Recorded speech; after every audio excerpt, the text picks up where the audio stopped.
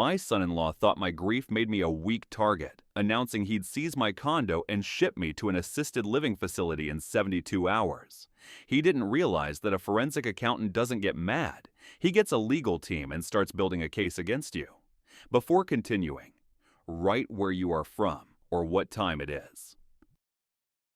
The smug smile never left my son-in-law Brent's face. In 3 days, we're moving into your new place. My daughter Trish added the final twist of the blade, her voice cold as marble. And you'll end up at Golden Crest Assisted Living. I felt the blood rush to my hands, not in panic, but in pure, focused heat. They expected me to crumble, the weak old man rattled by grief and isolation. They were wrong.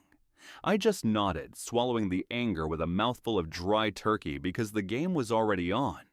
The food was a casualty of their late arrival. The mashed potatoes wore a gray skin and the green beans were reheated twice. My wife Margaret's good china, the pieces with the delicate blue rim, felt wasted on this table. It was November 2025, and this was supposed to be our first family Thanksgiving since her passing, a moment for grace. Instead, it was an ambush. The knock finally came at 4:30 p.m., an hour and a half late. I opened the door. Brent was already scrolling on his phone, a picture of corporate impatience. Trish slid in behind him, avoiding my eyes. "Traffic was terrible, Dad," she muttered. No apology, no hug. She never looked more like her mother than when she was trying to hide a lie. Brent brushed past me, surveying the apartment. "Man, it's stuffy in here. You got the heat cranked up or something?" "It's 72 degrees, I said, closing the door softly. "Same as always." He was running a hand over the back of the sofa, his touch possessive. "This stuff is ancient." "How old is this couch?" 20 years. I turned toward the kitchen. 23. "Dinner's ready." Trish dropped onto the sofa without offering to help. Her phone was already glued to her hand. Brent wandered to the window, peering down at the parking lot outside my apartment complex.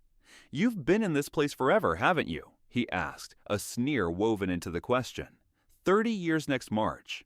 My spine tightened. I knew they were talking about the North Scottsdale property, my new place in Arrowhead Preserve. I'd bought it outright for $485,000 with cash from my retirement savings. It was my sanctuary, chosen for the corner unit in the morning sun. It was also the leverage they were after. In the kitchen, my hands moved through the carving ritual. Breast meat on the platter, dark meat sliced thin. Everything looked perfect, but the air felt thin, like the silence before a collision. At the table, Brent immediately grabbed the wine and poured a full glass, setting the bottle aggressively near his side of the centerpiece. He didn't wait for me to serve myself. "So, Judson," he said, tearing into the turkey, "this is a bit dry, don't you think, Trish? We should have just gone to that steakhouse I mentioned." Trish took a tiny bite and dropped her fork. "It's fine, Brent. I spent all morning preparing this," I said quietly. "Your mother used to love the stuffing." Trish's jaw locked. She retreated to her phone again. Brent dominated the rest of the meal, explaining market trends with the confidence of a man who owned the world, gesturing wildly with his fork. He brought up his real estate ventures, a small profit of $60,000 on a Tempe flip, a commercial deal in Mesa that supposedly fell through. When I tried to mention a corporate embezzlement case I'd helped unravel during my years as a forensic accountant, he just nodded absently and steered the conversation straight back to property values. My world, the world of documentation and consequence, meant nothing to him. I caught him taking quick photos, snapping the living room, then angling the phone toward the dining area. "For reference," he mumbled when I looked up. I brought out the homemade pumpkin pie. I'd rolled the crust myself. It was the only part of the meal that still felt real. Brent leaned back in his chair, arms crossed, the air compressed like a balloon about to pop. "Before dessert, we need to discuss your living situation." I set the pie down, centered perfectly on Margaret's blue-rimmed platter. "What situation?" I asked. Trish finally looked up from her phone. She pulled a glossy brochure from her purse and slid it across the table. Golden Crest Assisted Living. Smiling elderly faces, activity calendar, 24-hour medical staff. "Dad, I found you a wonderful facility," she said. using the measured, falsely patient tone people use when talking to children or the mentally frail. They have everything you need. You'll be much safer there. I felt my hand curl into a fist beneath the table. I forced myself to unfold my fingers and rest my hands flat on my lap. I don't need a facility. Brent cut me off, his voice now loud and decisive. Judson, I've made a decision. Sunday, we'll be moving into your Arrowhead Preserve condo. It's too much space for one person. It doesn't make sense for you to be rattling around in a 3-bedroom condo when you can't even manage stairs anymore. I had walked 3 flights just last week when the elevator was down. I could manage stairs perfectly fine. Sunday, I repeated, the word tasting like ash. I already made copies of the keys when we helped you view the place last month, Brent continued, pulling a key ring from his pocket and dangling it before returning it to his jeans. A physical artifact of their betrayal, right there in my home. We'll handle everything. You just need to pack your personal items. The moving truck is scheduled for 10 a.m. Trish wouldn't meet my eyes. She smoothed the edges of the glossy brochure with her thumb. Don't make this harder than it needs to be, Dad. We're doing what's best. The table held the ruins of the Thanksgiving meal. Trish's untouched plate, Brent's empty wine glass, and the brochure filled with its smiling lies. 3 days, I said slowly. Brent nodded, satisfied. Exactly. Sunday. We'll be there at 10 sharp. I saw the truth then. This wasn't a spontaneous plan. They'd planned this for months, waited for the escrow on my new place to close just a few weeks ago. They saw my property not as my home, but as their asset. They left before 6, Brent already on his phone, Trish pausing at the door as if she might confess something. She didn't. I stayed at the table until the shadows grew long. The untouched pie, the facility brochure. I picked up the brochure and studied the address, the false promises. Then I walked to my desk, opened a file drawer, and pulled out a yellow legal pad and the thick folder labeled Property Documents. My hands were steady. I knew exactly what kind of game I was playing now. I opened my phone and dialed the number for a law firm downtown. The morning after Thanksgiving felt cold, despite the Phoenix sun. The air in my apartment was still thick with the residue of their false sincerity. My documents lay spread out, the deed for the Arrowhead Preserve condo, the escrow closing statement, the title insurance, all bearing my name, Judson Marshall, sole owner. Purchased outright with $485,000. No mortgage, no ambiguity. I logged into my bank accounts. Checking, $12,000. Savings, $340,000 remaining after the property purchase. Everything was secure, but their attempt to steal my life had left a mark. I pushed the spoiled pumpkin pie off the counter and into the trash. I picked up the phone. Vance & Associates, how may I help you? This is Judson Marshall, I said, my voice calm, professional. I need to consult with Mr. Vance urgently about property rights. Family members are attempting to take possession of my condo without authorization. The receptionist's voice tightened, shifting from casual to alert. Mr. Vance can fit you in tomorrow morning. Does 9 work? 9 works perfectly, thank you. I hung up and immediately dialed another number. Chavez Notary Services. Miss Chavez, I need to update some legal documents. Power of attorney revocation, possibly a new will. How quickly can you accommodate me? I have availability Monday afternoon, she replied. I needed to move the calendar fast. I pulled out my legal pad, my handwriting still the precise small script of a man who dealt in facts. I created a timeline, mapping every move they'd made. 5 months of planning. Brent had copied those keys in October. The announcement had been carefully timed for maximum emotional impact. I opened old files from my forensic accounting career, case notes from 35 years of investigations. The patterns were always the same. Isolate the victim, create urgency, frame the theft as help. Not with me. I created a 4-point action plan. 1. Secure property legally. 2. Protect financial assets. 3. Document everything. 4. Investigate their situation. The 4th point needed the most immediate attention. Brent's 3-day deadline reeked of desperation, financial pressure I hadn't seen yet. I photographed every document on the table, the deed, the closing papers, and emailed copies to myself for backup. Then I grabbed my keys. The drive to Arrowhead Preserve took 30 minutes. The condo sat in a modern complex, stucco walls catching the midday sun. Third floor, corner unit. I parked across the street and watched. I visualized Brent walking up those stairs, using that stolen key, claiming my space. The image fueled the cold fire in my gut. That evening, Trish called. I let it ring 3 times. "Hi, Daddy," she purred, that false saccharine sweetness she used when she wanted something from childhood. "I just wanted to check in. Sunday's all set, right? Brent has everything arranged. You won't need to worry about anything. You're being reasonable about this, aren't you?" I sat in my armchair, the worn leather Margaret had chosen years ago warm beneath my hand. "Yes, Trish, Sunday." I let the silence stretch. "I'll see you then." "Dad, I know this seems sudden, but it's really for the—" "I need to go now," I interrupted, my voice flat. "Goodbye." I hung up before she could respond. The property deed lay on my desk, weighty and official. Sunday, Brent expected triumph. I would give him a reckoning instead. Saturday morning. I arrived at Mr. Vance's downtown office at 8:50 a.m. He met me at the door, steel gray hair, a handshake that was firm and real. I spread the documents on his conference table. The deed, the escrow statement, my timeline of betrayal.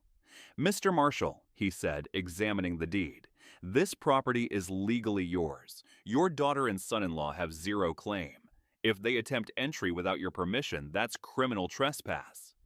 He picked up the copied key I'd brought as evidence. "We need to eliminate this vulnerability immediately." I signed the retainer, a $5,000 check. It didn't feel like expense. It felt like ammunition.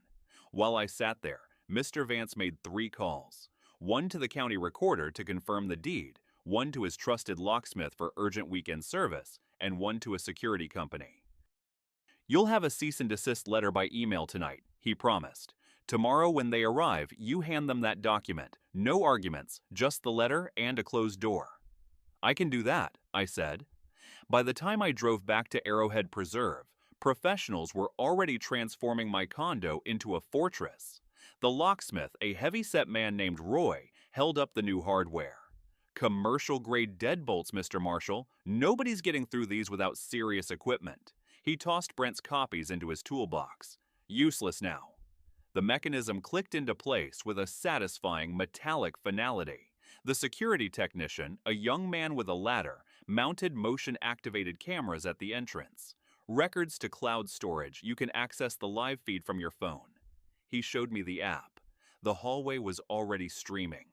I stood in the empty living room. Sunlight streamed through the windows I had chosen. The space was mine. The locks were mine. The future was mine. Back at my old apartment that evening, the cease and desist letter landed in my email exactly at 6 p.m.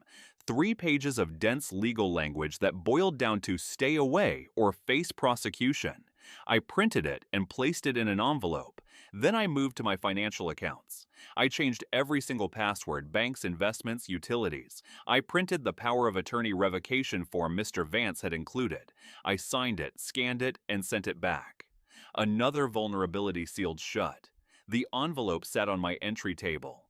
Tomorrow morning, Brent would arrive with his U-Haul in his smug certainty. Let him try his stolen key. Let him knock. I was ready, more than ready. The storm was coming, and I was safe inside the walls I had built. Sunday morning, 9:40 a.m. I was at the Arrowhead Preserve condo waiting. The air was cold and clean inside the empty unit.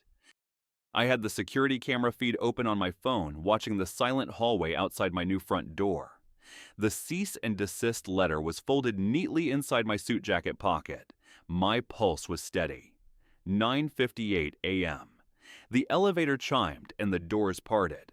Brent emerged first, clipboard in hand, wearing a polo shirt as if this were a routine business transaction. Trish followed, her eyes scanning the floor, already texting. They walked toward my door with absolute entitled certainty. Brent pulled the copied key from his pocket and slid it into the lock. He turned it. Nothing. The deadbolt held firm. Confusion flickered across his face. He tried again, jiggling the key violently. He leaned his shoulder into the door. The commercial-grade lock didn't budge. "What the hell?" he yelled, his voice echoing off the stucco walls. "You changed the locks, Judson. What is this? We had an agreement." His face went instantly red. I opened the door 6 inches. The chain lock held taut, a thin, unbreakable line of steel between us. "What are you doing here?" I asked, my voice calm enough to cut glass. "I don't recall inviting you. I don't recall agreeing to anything." Trish shoved past Brent, panic replacing the flat certainty of yesterday. "Dad, this is cruel. We made plans. We gave up our lease. Where are we supposed to go?" Her voice was thin, reedy. I held up my phone, tapping the screen. "Here's what actually happened at Thanksgiving. Listen carefully." I played the recording of their ambush. Brent's assured voice echoed through the hallway. "Judson, I've made a decision about your situation. Sunday, we'll be moving into your North Scottsdale place." My voice tiny in the recording. 3 days. Trish's voice. "Don't make this harder than it needs to be." I stopped the playback. "You announced, you decided, you never asked." Brent's face was ash gray with fury. "This is illegal. You can't lock us out of our property." "I'm calling my lawyer. You're going to regret this, old man." He spat the final words. I pulled the envelope from my pocket, unfolding the 3-page letter slowly, deliberately, showcasing the Foster & Associates letterhead. I held it up where they could read the bold print. "Try it, sue me, call whoever you want." I kept my voice steady, professional. "This is my property. You have no claim, no right, no permission." I slipped the letter through the 6-inch gap. "That letter explains everything. My lawyer's contact information is at the bottom. Leave now or I call the police for trespassing." Brent snatched the letter, crumpling the first page as he scanned the legalese. "Trespassing? That's rich coming from you." Trish's voice shifted, desperate, weaponizing my past. "You can't throw away your own daughter. After everything, Mom would be ashamed of you." That was the only line that landed. For 1 second, the absence of Margaret hit me. But then I remembered the sneer on Brent's face over the meal I'd cooked with care. "Your mother taught you better than this," I said quietly. "Don't use her to justify what you've done." I slammed the door. The deadbolt clicked home with satisfying finality. The sound was deafening in the silence. I didn't move. Through the security camera feed on my phone, I watched them. Brent roared, shouting things I couldn't hear through the commercial door. Trish pulled at his arm, trying to get him to leave. He shook her off and paced the hallway like a caged animal. He came back to pound on the door 3 times with his fist, leaving a small, visible dent. A neighbor's door opened 2 units down, an elderly woman peering out, and quickly retreated. The presence of a witness seemed to finally register with Trish. She grabbed Brent's arm forcefully. I saw her mouth the word leave. 5 minutes of pure rage spent against my silence and my deadbolt. Then, the elevator doors closed behind them, cutting off the final shouts. I walked to the window. 3 floors below, the orange and white U-Haul truck, a monument to their failed ambition, sat abandoned in the parking lot. They climbed into Trish's sedan. Brent was gesturing wildly, his arms chopping the air. Trish had her head in her hands. I went back to the front door, checked the small dent, and pulled out my phone. I forwarded the footage of the entire 15-minute confrontation to Mr. Vance. His reply came instantly. "Perfect. Save everything. Multiple copies. They'll regroup and try again, Judson. Be ready." The abandoned U-Haul was the perfect symbol of their failure. They had planned this for months, rented the truck, packed their lives, and in 15 minutes their certainty had melted. The security footage of Brent's key failing and his face transforming into an unrecognizable mask of rage was my insurance policy. Monday morning, I made my coffee and sat at my desk, waiting. I knew Brent wouldn't let it go. He was a cornered rat, and cornered rats lash out. Wednesday afternoon, I heard the faint tentative knock. Trish stood alone, her face smeared with mascara, clutching a wad of tissues. I didn't open the main door. I spoke through the speaker. "Dad, please," her voice broke. "We have nowhere to go. Our landlord gave us 30 days. There have been problems I didn't know about. We have debts. Serious debts. I'm your daughter. We need help. Just let us stay in the condo temporarily." I watched her performance with professional detachment, the calculated tears, the strategic mention of family. You came to Thanksgiving with a plan already made, Trish. You didn't ask for help. You tried to take what wasn't yours. That doesn't give you rights to my property. Her tears stopped instantly. The shift was jarring. You're punishing me for marrying Brent. This is revenge, she accused, her voice climbing. Family doesn't betray family, I said. You need to leave now. I closed the door. I heard her retreat down the hall, but her desperation had triggered my forensic training. This urgency, this raw panic, was about more than just a place to live. The following Monday, a certified letter arrived. Cheap smudged paper from Brookstone Legal Services, operating out of a strip mall near the 101 freeway. The letter demanded I honor my verbal commitment to transfer the Arrowhead Preserve property within 30 days. I photographed, scanned, and emailed it to Mr. Vance. His response: Amateur hour, Judson. The statute of frauds requires written contracts for real estate. This letter has zero legal weight. They ran out of money to pay a real lawyer. But this tells us something, he added. They're desperate enough to try anything. Desperate people are dangerous, I typed back. I need to understand what's driving this. I opened the Maricopa County Recorder's database. Public records. It was time to start digging into Brent's life. I entered his full name, Brent James Hartley. The records populated instantly. Property transactions, mortgages, and there it was, highlighted in red. A $47,000 federal tax lien filed 8 months ago, owed to the IRS. I kept digging and found a second hidden mortgage, a home equity loan taken out last March for $215,000. I opened a new spreadsheet. I cross-referenced property records with court filings. I found 2 properties Brent had bought and sold last year, both at staggering losses. Total losses, $85,000.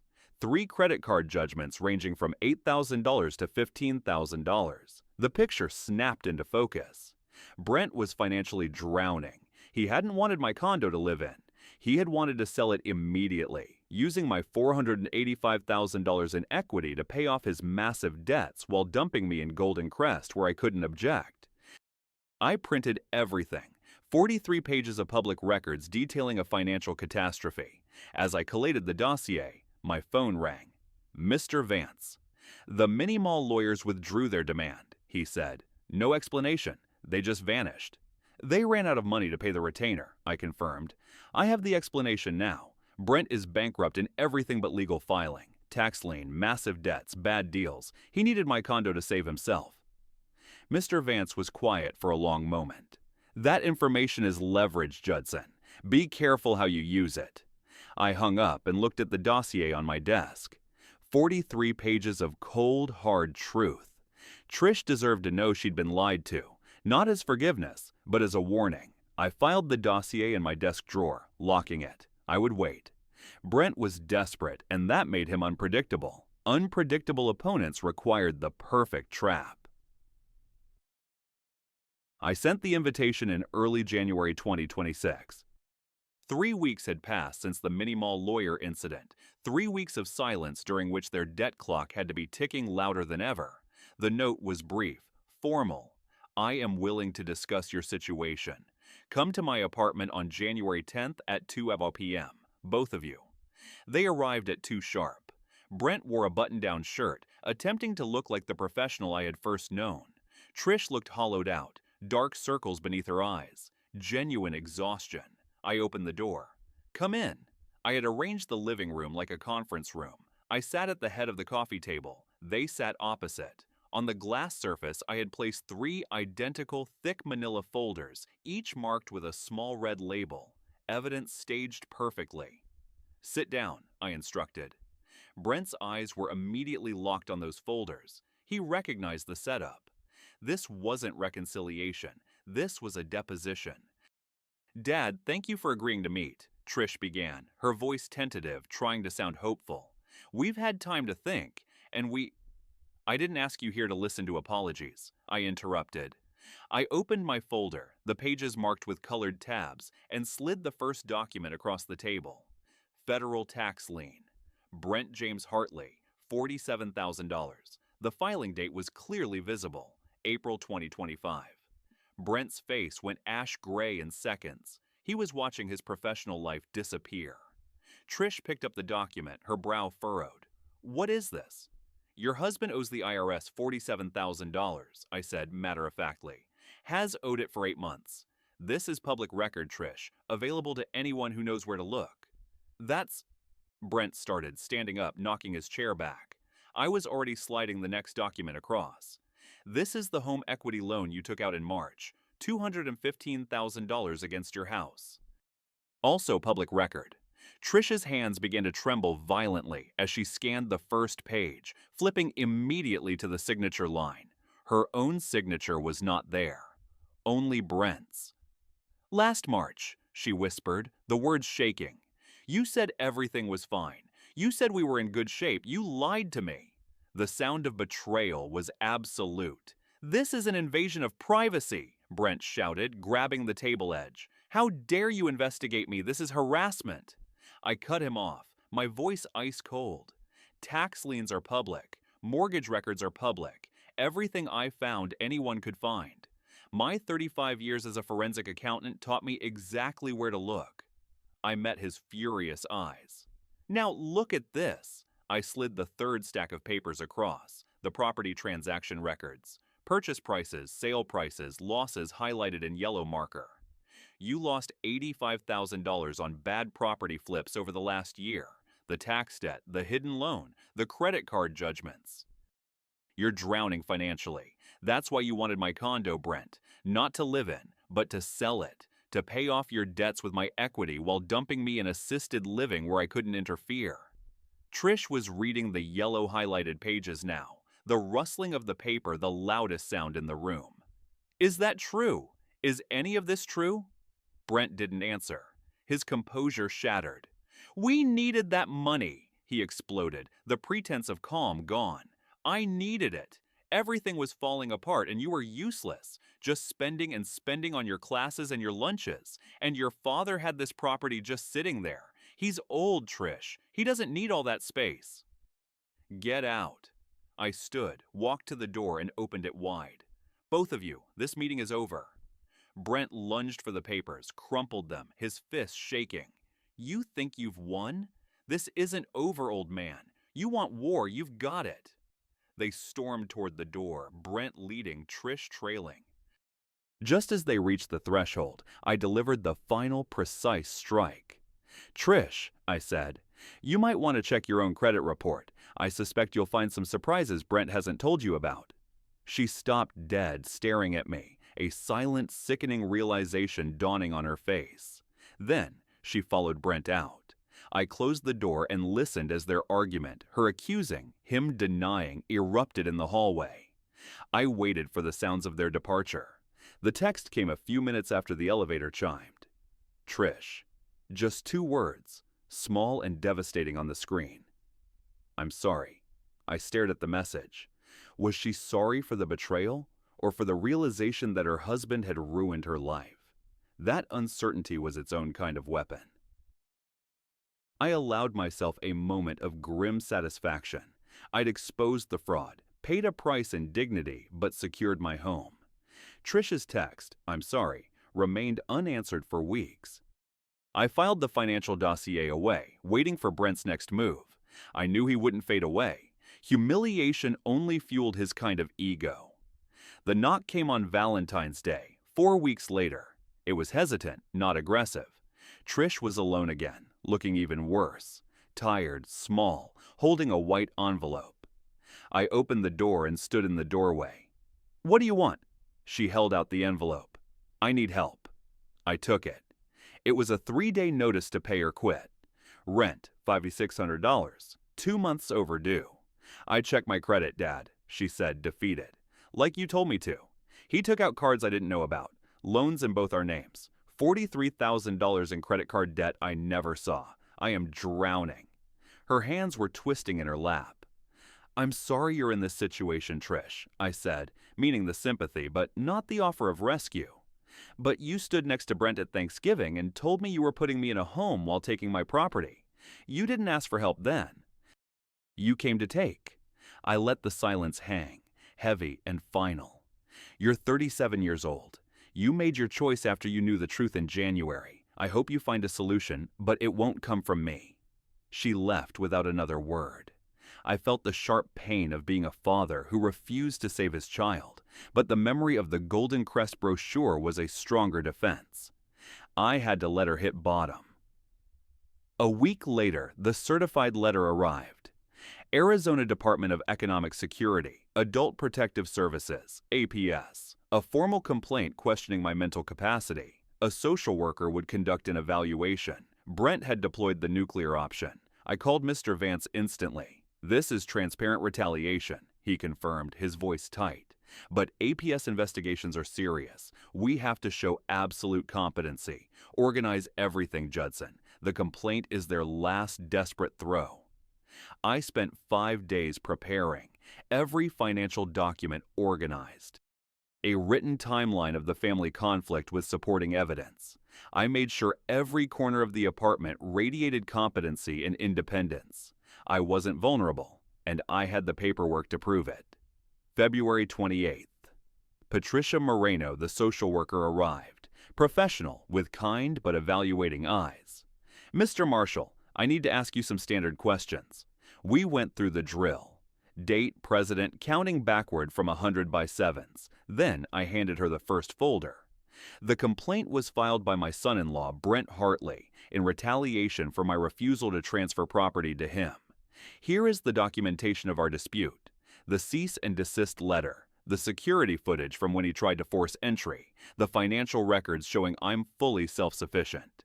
For 90 minutes, she assessed everything. My medication list, 1 blood pressure pill, my clean apartment, my financial statements. Finally, she set down her clipboard. "Mr. Marshall, you are clearly competent," she said, making a note. "I've been doing this work for 12 years. This complaint is textbook elder financial abuse, someone attempting to manufacture incompetence to access assets." She smiled faintly. "I will recommend immediate dismissal and flag this as a malicious filing." The relief made my shoulders drop. I called Mr. Vance immediately. "APS case dismissed. Malicious filing confirmed." "Excellent, but Judson," he warned. "Brent is escalating, weaponizing government systems. Desperate people don't stop. They double down." He was right. I'd blocked the financial grab, survived the legal scare, and humiliated the man who'd tried to ruin me. I stood at my window, watching the city lights come on. The storm I'd sensed was no longer building. It was here, and I knew the worst was still ahead. A week after the APS dismissal, I thought maybe the storm had passed. I was wrong. Brent didn't wait long. It started on a Tuesday evening around 8:04 p.m. I was reading in my easy chair when a sound like a small explosion rocked my front door. Pound, pound, not a knock, a full, heavy-fisted assault. "Judson, open this door, open it." Brent's voice was loud, ragged, echoing down the hall. I didn't move toward the door. I picked up my phone and dialed 911. "This is Judson Marshall, apartment 304. My son-in-law is at my door making threats. I need police assistance." The pounding continued. "You think you can ruin my life? You think you can turn my wife against me? This is your fault. Everything is your fault." The operator kept me on the line. "Officers are 7 minutes away, sir. Stay inside. Do not open the door." I heard neighbors' doors opening down the hall, then muffled voices telling Brent to leave. That seemed to pierce his rage. The pounding stopped. Footsteps retreated fast. When the police arrived 6 minutes later, he was gone. But 3 neighbors gave statements. The officers photographed the dent his fist had left in my door. "You need a restraining order," one officer suggested. "This kind of escalation doesn't stop on its own." The next morning, I called Mr. Vance. "It's time. I'll prepare the petition today." 2 days before the restraining order hearing, Trish called. The line was static-free, but her voice was stark. "Dad, I need you to know I'm leaving him." I stayed silent, waiting. "I should have left in January after you showed me the truth," she continued, the words coming out fast and clear. "But I was scared of admitting I made a terrible mistake." She told me that the night the police came, Brent had come home raging. He blamed me, said if I hadn't told you about the eviction notice, none of this would have happened. Like I caused his financial collapse. Where are you now? A friend's couch. I took what I could carry and left while he was at work. I'm filing for divorce next week. The fear was gone, replaced by a cold clarity. I'm not asking for money or help, just, I wanted you to know I'm done with him. I hear you, I said carefully. Actions matter more than words, Trish. Prove it through what you do. I will. She hung up. I wanted to believe her, but trust was a bridge I hadn't crossed yet. The restraining order hearing was brief. Mr. Vance presented the evidence. The Thanksgiving confrontation, the condo incident, the APS complaint, the recent door-pounding incident confirmed by the police report. The pattern was a clear threat. Brent, predictably, didn't show. The judge granted the order, 100 yards minimum distance. No contact, direct or indirect. Violation meant immediate arrest. This is a tool, not a trophy, Mr. Vance reminded me. Stay vigilant. I drove home with the certified copy. I had stripped Brent of more control, and that was dangerous. That evening, Trish called again. I filed the divorce papers today. Case number DV226-031. I'm sending you a photo of the filing receipt. The photo arrived seconds later. Official court stamp. Her name, Brent's name. I'm also filing a complaint with the Arizona Department of Real Estate, she added, her voice chillingly quiet. About Brent's conduct during this. Copying keys without authorization, fraudulent representation about property ownership. I felt a surge of cold pride. He deserves the consequences, I confirmed. I hung up and walked to my desk.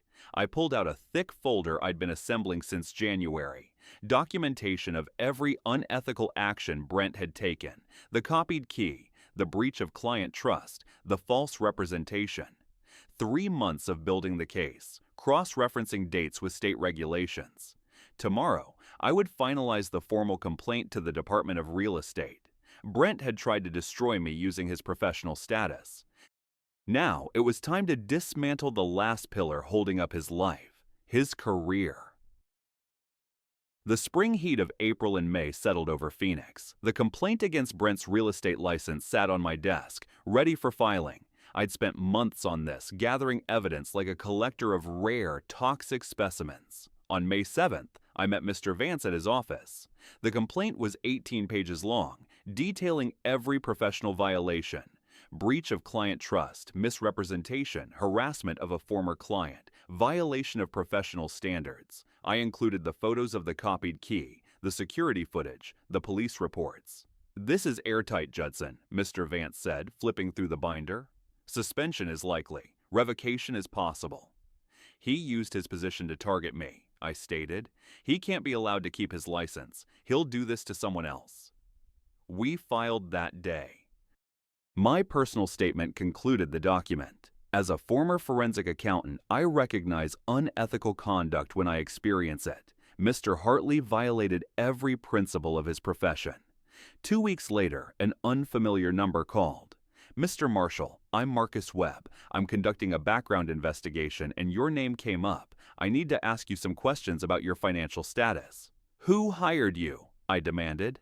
Silence. I can't disclose my client, but I'm not answering your questions. If you contact me again, I'll report this harassment to the police and my attorney. I hung up and immediately documented the call, date, time, every question asked, and emailed it to Mr. Vance.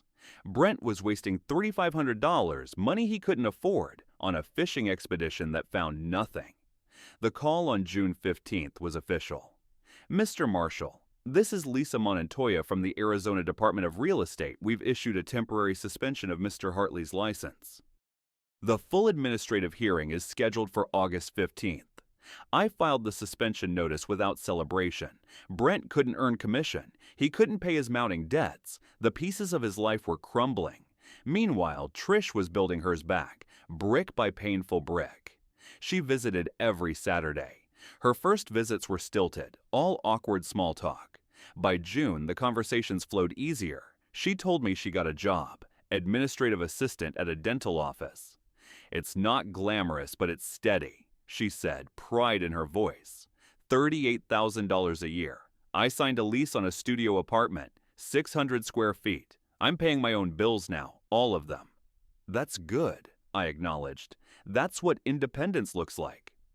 I watched her during these visits. The expensive clothes replaced with basics, the manicured nails now plain, the entitled attitude replaced by a hard-won humility, evidence that her progress was real, not performed. In early July, I saw the foreclosure notice in the newspaper's legal section. Brent and Trish's house was being seized by the bank for default on the $215,000 second mortgage. Public auction scheduled for August 12th. His career was suspended. His marriage was ending. His home was gone. During the last Saturday visit in July, I asked her directly, "Why are you really here, Trish? Every week. What do you want from me?" She set down her coffee cup, met my eyes. Her voice was steady, honest. "Nothing. I don't want money or help. I just want maybe eventually to have a father again. I know I don't deserve it. I know I broke something that might never be fixed, but I'm trying to become someone who deserves a second chance." That's the first completely honest thing you've said to me since Thanksgiving, I thought. After she left, I walked to my desk and pulled out the will I had drafted months ago, the one that excluded her entirely. I began making notes for a new version. Not because she had earned forgiveness yet, but because she had earned the chance to earn it.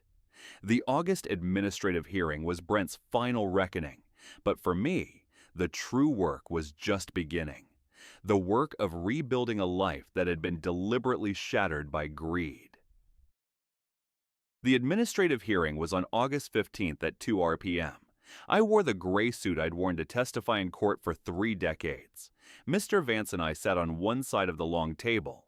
Brent sat opposite with a tired-looking lawyer. He was thinner, his suit hanging loose, his face drawn. He looked like the debts had been physically scraped from his bones. He refused to meet my eyes. The hearing lasted 90 minutes. Mr. Vance presented the evidence systematically: the copied key, the false ownership claims, the harassment, the restraining order. The judge was meticulous. Brent's attorney argued family dispute, but the judge cut him off. Mr. Hartley used his position as a licensed real estate agent to gain access to Mr. Marshall's property. That is a professional matter. The decision arrived 1 week later. Certified letter, official seal, license revocation. Permanent, effective immediately. I read the letter twice, felt no triumph, only a sense of completion. Justice delivered through proper channels. Brent had tried to use his career to steal my life. Now his career was gone. The Saturday after the hearing, Trish's divorce was finalized. She texted me the case number and the final decree. She started therapy on September 1st, processing everything, learning to trust her own judgment again. I invited her to dinner at the Arrowhead Preserve condo, the first time she had been inside since the day Brent's stolen key failed. She arrived promptly at 6, carrying a small potted plant. "I know I'm 9 months late with a housewarming gift," she said, managing a small, wry smile. "But better late than never." We ate simple food, grilled chicken and vegetables. The conversation was easy, natural. She talked about recognizing the patterns in her marriage, about learning to stand on her own. After dinner, we sat in the living room, watching the sunset paint the mountains. The view was why I had bought the place. "I need to tell you something," she said. "A real apology, not the manipulative ones I tried before." She took a deep, steady breath. "I came to Thanksgiving with Brent's plan already made. I knew what we were doing was wrong. I convinced myself it was okay because we needed the money and you were older. I betrayed you deliberately, and I am truly sorry. I don't expect you to forgive me." "I updated my will last month," I said, looking at the city lights twinkling below. "You're included again, with conditions. The inheritance requires proof of continued independence, stable employment, no financial support from me. If you meet those conditions for 2 years after my death, you inherit. If not, everything goes to charity." She didn't flinch. She just nodded. "That's fair. More than fair. Trust has to be earned. You're earning it, Trish, slowly. But you're doing the work." "I'll keep doing it," she promised. We sat together, watching the darkness settle. 9 months ago, she'd announced she was taking this place. Now she sat here as a guest, grateful for the invitation, humbled by the consequences. The 9-month war was over. Brent had destroyed his own life, losing his license, his marriage, his home, and his reputation. Trish had lost her marriage but found her independence. And I had defended what was mine, not through violence, but through documentation, legal process, and the simple refusal to be a victim. My training saved me. I was still standing in my own home, on my own terms, exactly where I belonged. I turned from the window. Tomorrow was September 1st, a new month, a new season. Justice had prevailed, and I had preserved the dignity and independence I had fought so hard to keep. If this story resonated with you, leave a like and consider subscribing. You can also drop any comment below, even just one word. Maybe tell me where you're watching from, or what time it is right now. Sometimes one word is enough to say you are here.